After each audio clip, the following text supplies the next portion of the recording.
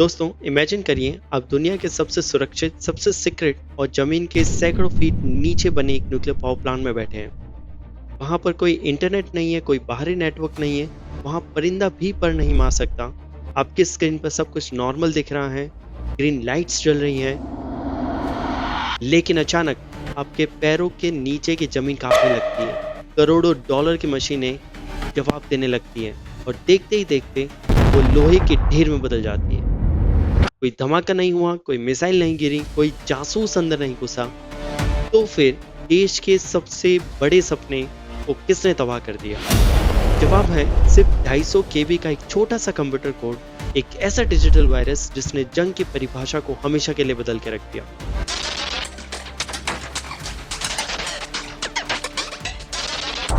नमस्कार दोस्तों, bite aware के इस एपिसोड में हम इतिहास के सबसे खतरनाक, सबसे रहस्यमय साइबर हमले की परतों को खोलेंगे जिसे दुनिया स्टक्सनेट के नाम से जानती है।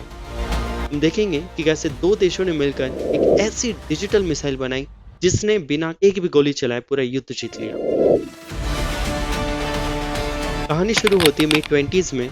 पूरी दुनिया की नजर ईरान पर टिकी थी। खुफिया एजेंसियां दावा कर रही थी कि ईरान चुपके चुपके परमाणु हथियार बना रहा है। अमेरिका और इजराइल के लिए यह एक टाइम बॉम्ब जैसा था। अगर ईरान परमाणु शक्ति बन जाता तो मिडिल ईस्ट का पूरा पावर बैलेंस बिगड़ जाता। ईरान ने नतांज शहर में जमीन के बहुत नीचे एक विशाल फैसिलिटी बना रखी थी, जहां पर हजारों की तादाद में सेंट्रीफ्यूज लगे थे, जिनका काम था यूरेनियम को एनरिच करना, जो परमाणु बम बनाने के लिए सबसे जरूरी ईंधन है। अब दिक्कत यह थी कि इस फैसिलिटी पर बम गिराना यानी सीधे सीधे वर्ल्ड वॉर 3 को दावत देना।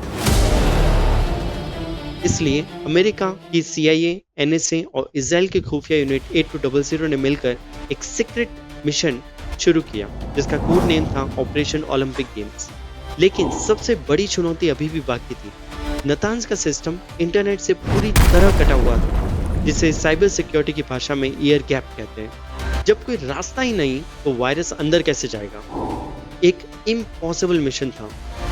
हैकर्स ने यहाँ एक जबरदस्त चालाकी दिखाई। उन्होंने नतांज पर सीधा हमला नहीं किया, उन्होंने उन 5 प्राइवेट कंपनियों को निशाना बनाया जो नतांज को हार्डवेयर और सॉफ्टवेयर सप्लाई करती थी।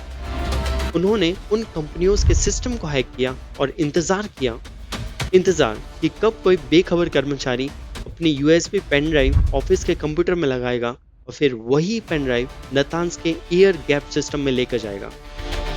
और आखिर में वही हुआ। एक अनजान पेन ड्राइव सिस्टम में लगी और स्टक्सनेट को अपना रास्ता मिल गया। लेकिन दोस्तों, स्टक्सनेट कोई मामूली वायरस नहीं था। ये एक साइबर हथियारों की दुनिया का ब्रह्मास्त्र था। इसमें एक साथ 4 0 डेज वल्नरेबिलिटीज का इस्तेमाल किया था। 0 डेज का मतलब होता है ऐसी कमियां जिसके बारे में उन सॉफ्टवेयर को बनाने वाली कंपनीज को भी नहीं पता था।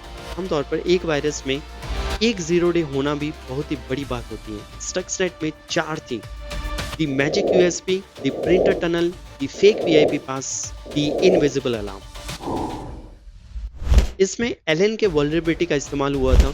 जैसे ही पेन ड्राइव कंप्यूटर में लगी तो बिना फाइल पर क्लिक किए सिर्फ आइकॉन लोड होते ही वायरस कंप्यूटर में घुस गया। एक कंप्यूटर से पूरे नेटवर्क में फैलने के लिए उसने प्रिंटर शेयरिंग रास्ते का इस्तेमाल किया, जैसे कि गुप्त सुरंग।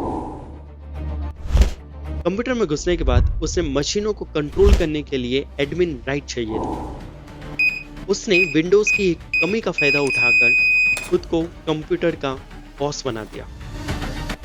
फिर उसने विंडोज के टास्क शेड्यूलर को हैक किया ताकि कंप्यूटर्स के बैकग्राउंड में हमेशा के लिए चलता रहे और कोई एंटीवायरस उसे पकड़ ना सके। यही नहीं, स्टक्सनेट ने 2 ताइवान की सबसे बड़ी कंपनियां रियलटेक और जे मैक्रॉन के चुराए गए डिजिटल सर्टिफिकेट्स को इस्तेमाल किया ताकि कंप्यूटर को लगे कि यह वायरस एक भरोसेमंद सॉफ्टवेयर है। स्टक्सनेट चुपचाप कंप्यूटर के नेटवर्क में रेंगता रहा और किसी आम डेटा को नुकसान नहीं पहुंचा रहा था। वो सिर्फ एक चीज ढूंढ रहा था: सीमेंस के खास PLC कंट्रोलर्स।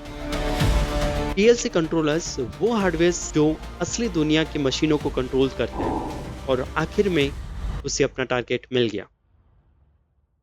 अब शुरू हुआ असली खेल। स्टक्सनेट ने मशीनों को तबाह करना शुरू किया, लेकिन बहुत ही शैतानी तरीके से। नतान्स के सेंट्रीफ्यूज एक फिक्स स्पीड 1064 हर्ट्ज पर घूमते थे। स्टक्सनेट ने चुपके से उनकी स्पीड को बढ़ाकर 1410 हर्ट्ज तक कर दिया, इतना तेज कि मशीनें कांपने लगी। फिर अचानक स्पीड को गिराकर 2 हर्ट्ज कर दी। इस अचानक बदलाव ने मशीनों पर इतना दबाव डाला कि सेंट्रीफ्यूज के पुर्जे टूट कर बिखरने लगे। लेकिन सबसे खतरनाक बात क्या थी? धोखा। इसे साइबर सिक्योरिटी में मैन इन मिडल अटैक कहते हैं। स्टक्सनेट ने मशीनों के 21 सेकंड के नॉर्मल डेटा को रिकॉर्ड कर लिया था। जब मशीनें टूट रही थी तब कंट्रोलर रूम में बैठे ईरानी वैज्ञानिकों की स्क्रीन पर वही पुरानी रिकॉर्डिंग चल रही थी। सब कुछ ओके दिख रहा था। वैज्ञानिकों को लगा कि उनकी मशीनें अपने आप खराब हो रही हैं।